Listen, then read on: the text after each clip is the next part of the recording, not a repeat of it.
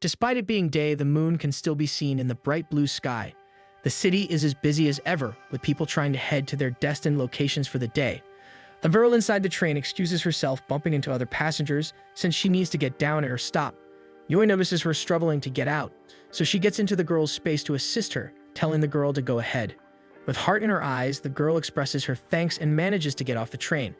The door closes and the girl inhales and exhales deeply, glad that the entire ordeal is over. Inside the train, two girls are whispering about Yui as they gush because she looks cool. They wonder if Yui is single and briefly consider asking her out. They assume Yui is a male, but when they see her full form, they notice she is wearing a skirt. Outside of the school, a girl is trying to hand Yui a present. She is shy and trembling as she urges Yui to accept her gift. Yui makes an attempt to turn down the gift, but after taking a good look at the girl and noticing how much she wants Yui to take it, she ends up accepting.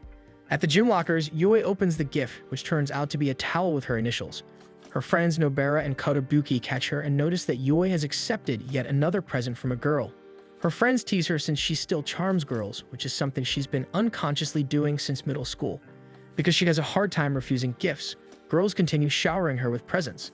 Both of them assume that Yui is enjoying the situation, but in reality, Yui doesn't enjoy the attention. She is tall, slender, with a low tone of voice, and her features have earned her the nickname of Prince in the school. As she walks the halls to head to class, several girls call out to her, calling her Prince. Kotobuki expresses that their excitement is valid since Yui is way more appealing than most of the guys in their school.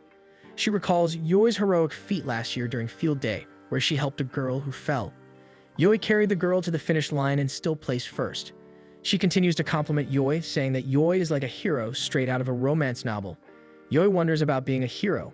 Two female students await by the corner to catch a glimpse of Yui. They notice the other girls, so Yui decides to take a detour. Yui walks around, and as she exits a building, spots a handkerchief on the ground. She calls out to the student, personally handing the handkerchief back. The students swoon over her appearance as Yui abruptly leaves. As she jogs away from the crowd, she thinks deeply about how people seem to consider her more as a hero or prince instead of a girl. She doesn't blame them, having accepted that this will be how she is treated due to her looks. Suddenly, she is shocked when Kohaku jumps from above, landing in front of her. Unable to react in time, Yui ends up on the ground. Kohaku apologizes and asks if she is okay. Kohaku observes her closely and cups her face, remarking how beautiful she looks. He then realizes that Yui might actually be a boy, which disappoints Yui. Yui, taking offense, asks him to get out of the way. Kohaku looks at Yui as she walks away and wonders if he remembers her from somewhere.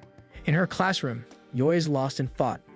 Kohaku, mistaking her for a boy, had upset her for some reason. She suddenly notices that the girls in the classroom seem to be excited over something, so she decides to ask her friends what the deal is.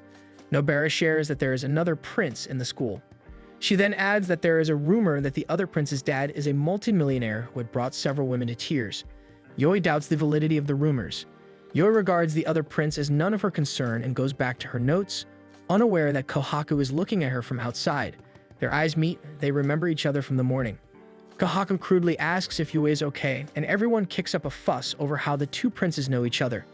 They surround Yui with questions, making Yui realize the other school prince is Kohaku. From outside, Kohaku's friends ask how he came to know Yui.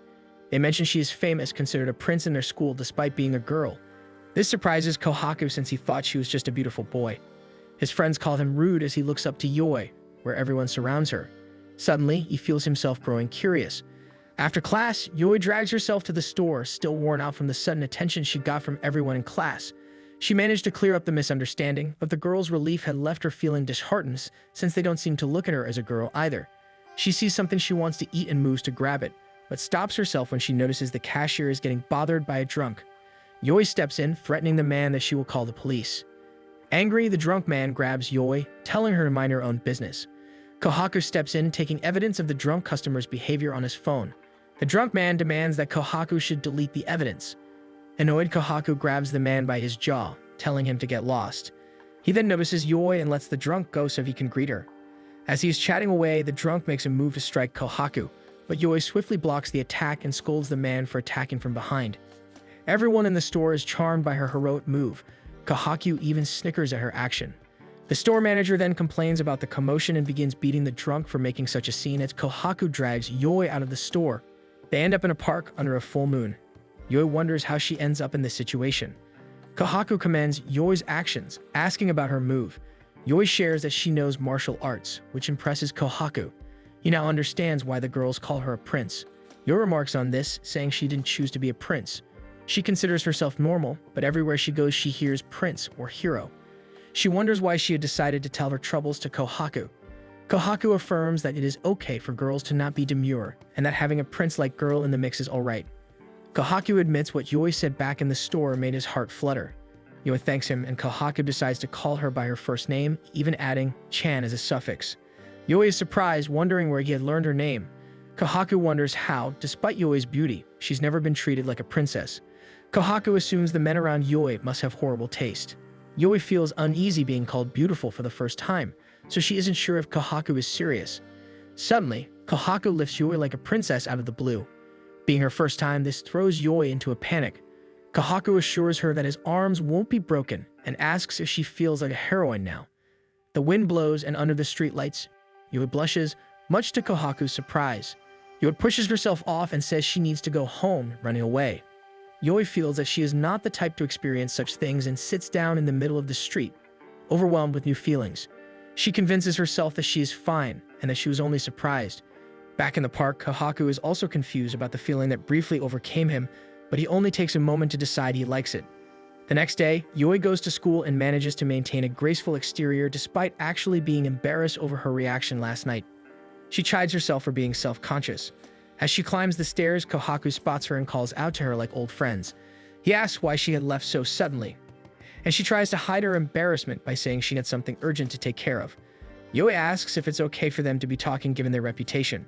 She feels like the school might take their relationship the wrong way. Kohaku bluntly says he doesn't care and the school can go ahead and make assumptions. He then starts going down the steps to meet her, admitting he has taken interest in her. Yoi takes it as a prank, asking if someone is hiding or filming in secret. Kohaku assures her that is not the case and has trouble explaining what he feels since he is sure it isn't exactly love that he's feeling. Suddenly, he gets an idea on how to explain his sudden fixation on her and says that he wants to keep watching her forever, describing the feeling like how someone would like to see something beautiful every day. He also admits that he does not want to take his eyes off her. Something Yoi says is what a stalker would do. Kohaku counters that a stalker wouldn't admit anything to his victims, but he's coming out clean to her with his intentions and asks Yoi for lunch. Yoi bluntly refuses, fixing him with his suspicious gaze. As she continues to walk to class, Yoi looks back on how men usually perceive her.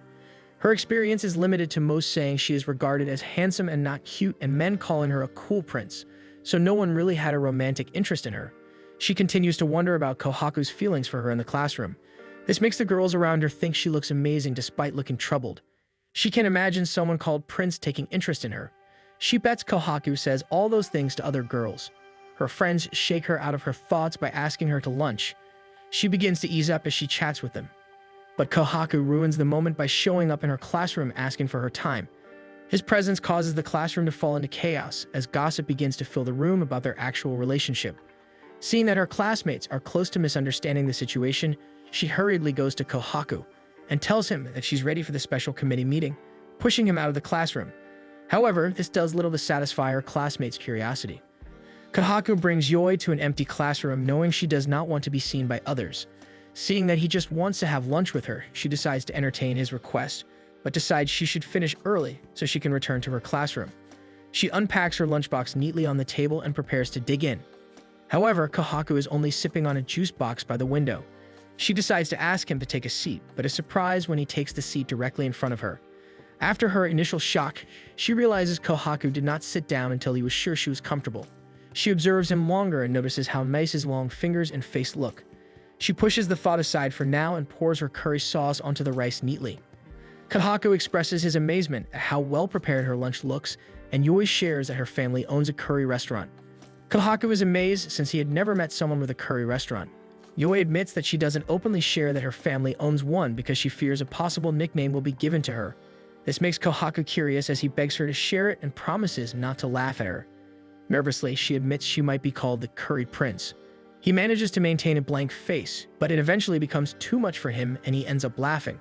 She reprimands him for breaking his promise, but Kohaku claims that he likes the fact that she has a curry restaurant and even considers it cute.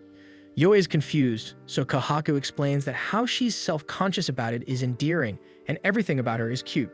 Yoi fixes him with a strict stare, asking him to stop because she doesn't know how to respond. To her shock, he says that it's good. He grabs her tie and admits that he likes her expressions and hopes that Yoi will show him more. Yoi is shocked, since this is the first time a guy had ever hit on her. Thanks for watching. Make sure to subscribe so you won't miss new episode every week.